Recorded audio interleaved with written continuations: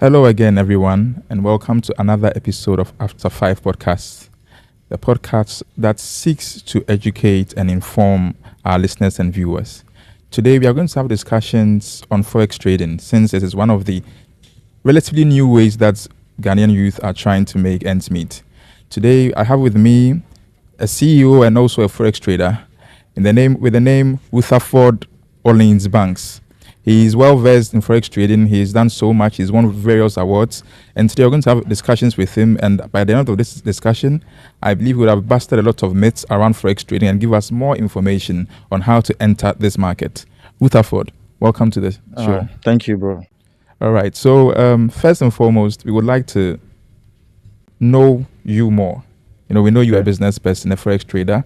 Just want to know where you started from, your journey, from even childhood, and when forex trading became a thing for you. Okay. Well, thank you. Well, um, you already mentioned my name. I'm popularly known as Investor Maybach, actually, in the trading space or in the investing Investor space. Maybach, you mean? Investor Maybach, How you yeah. joined into vehicles? You like Mercedes Maybach Yeah, and all yeah. That's Okay. actually, growing up when I was in high school, I used to be a big fan of Recross. Oh, Yeah, explains so back then, explains the you will Maybach. hear, Maybach Music Group and all of Yes. that. So I just adopted that name, Okay. and it's been back from since high school, Okay. and it's something that I really loved. And Which high school? at Naman, Okay. Mina. Almina. So Great. it all started when I graduated or when I finished from high school. I think I actually come from a family of three boys. I'm the last born. We are Westerners actually from Takrady initially. And after high school, I think I come from a family where the conventional wisdom is so deeply ingrained in there. Like you have to go to school, come look for a job and all of that. Because my two senior brothers, one is a banker, one is a medical personnel. So that is what we were made to believe that okay, you need to go to school and do all sort of things. So it was just immediately after high school that I just realized that there are different ways that I can do things because I started reading extensively. I started reading stuff. I started reading a lot of things that were outside the educational system, and I started making a lot of discoveries. That okay, this is how the world actually works, and I'm actually a very curious person, very very curious person, and I love to research. I love to delve into things by myself and all of that. So I used to watch these business news and all of that. And one day I just bumped onto all these big screens and Bloomberg, stock prices, the prices of commodities going up and down and all of that. It was quite interesting actually. So I just felt like, oh, okay, what is this? So I became very curious about it and started learning about these things. So I started doing a little bit of research, and it was quite interesting. So I just felt like, oh, okay, this is something that I can actually do because from my readings and from my findings, I found out that this is a profession that you can actually work wherever you want, whenever you want. You have that time freedom. You have all this sort of thing, the location freedom and all of that. So that is what actually made me, start focusing on that.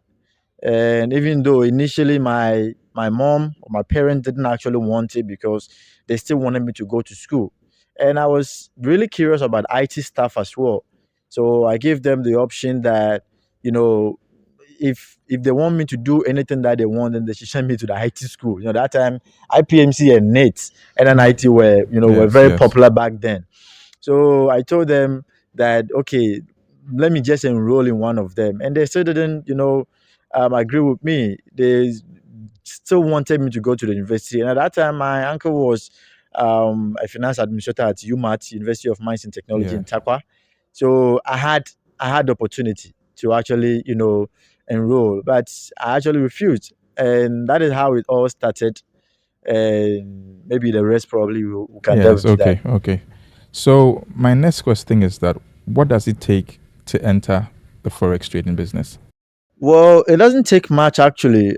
Contrary to the belief system that a lot of people have, that is so risky, is this. But look, there's nothing in life that is not risky, right? Agreed. And if you always think about the risk part of everything that you want to do, you're never going to get anything started. So it doesn't take much to actually enter into the forex market, because when I started, it was just free knowledge. There were a whole lot of free knowledge online. That even though at that time, 10 years ago, because I've been in the market for over a decade, 10 years ago, the industry wasn't that out there like now. Yeah. Because 10 years ago, you wouldn't see forex traders online. You wouldn't see all these things going on Instagram today, right? 10 years ago, because all the people that were actually seriously involved in the market were basically, low key making their money, and nobody even cared about anything else. So I think the barrier of entry 10 years ago was much difficult than today, Okay. because back then there was nothing like a mentor that you were going out there to find. You can't just get on Twitter, get on Instagram or Telegram to just test a mentor that, I want to join your academy, or I want you to mentor me, and all of that. It was basically you and by yourself. So I think for you to get into the market, it all starts with your mindset, what you really want and what you actually want. And I think the reason why majority of people actually come into this business and along the line they give up, because statistically about 90% of new traders give up within the first 2 years, right? That's an interesting And fact. yes, and about just 85 to 90% of real-time traders in the market are unprofitable. So, which is about 5 to just 10% of the traders in the market are highly consistently profitable. So, Then not to catch you, but then that would explain why people are so skeptical entering yes, the market. that doesn't really Because if it's just like you said, 5 to 10% of people are going to make profit consistently, and that's a very small number. Yes. So how would somebody? So that boils down to the fact that if it was easy, everybody would be doing exactly that, right? That I agree with. Yes, if it was easy, everybody would be doing that. Because look, we are talking about the largest financial market in the world, and a market that circulates $7 trillion every 24 hours. If it was as easy as you looking for a job, if it was as easy as you selling cocoa on the roadside, everybody would do it. Yes, everybody will be doing it. So I think that is how the craft has been designed. That this is how it's supposed to be. So if you succeed in this business, it means you are part of the chosen ones. And we all know what is going on. Like in this life, only the few selected ones succeed in anything they do. That is actually true. Not because those who succeed are some kind of, they possess some kind of magical powers or anything like that. But in everything that we do, if there is no barrier to entry into anything, because a mentor once told me that once something becomes a public knowledge and everybody start delving into that, the chances that that thing will change your life drastically reduces, right? So I personally, I like industries that have very few people. You understand? Because I've survived in the most tedious industry in the world, because learning how to trade is actually harder than you learning how to become a doctor or a neurosurgeon. You understand? And majority of people won't understand, but Yes, that's a of course. reality. I mean, people would disagree. You understand? People would disagree, but that's a disagree. reality. Learning how to trade is harder. It's way harder than you going to the medical school or learning how to become a neurosurgeon. They would beg to differ, but yes, yes.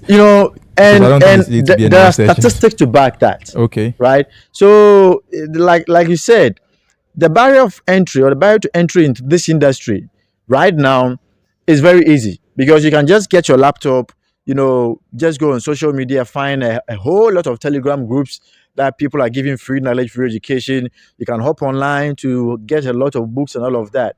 But I can tell you that that is not how you can become the trader you want.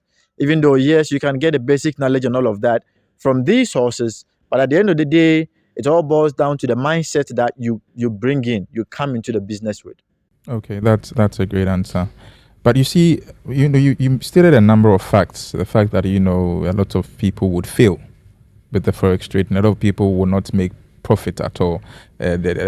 First 2 years, a lot of people are dropping off, sort of, Yeah. are quitting the forex market because it's that tedious and tough. My other question is that ordinarily, as a starter, let's say what is happening to the world's economy now. Jobs are not as easy to get as it used to be. Like you are saying, you just need a laptop, few Telegram groups, and you can start. Ordinarily, how much would you think is okay for anyone to start the forex market? I know that people are trading, but you, for example, might be trading, have a very huge amounts that you are trading. Some people might have less. As a starter, somebody who's starting out, what amount do you think is reasonable for anyone to get into forex trading with? Bear in mind that it's a very risky endeavor. Yes. Yeah, this is quite a very important question that I would like to give my all in answering that.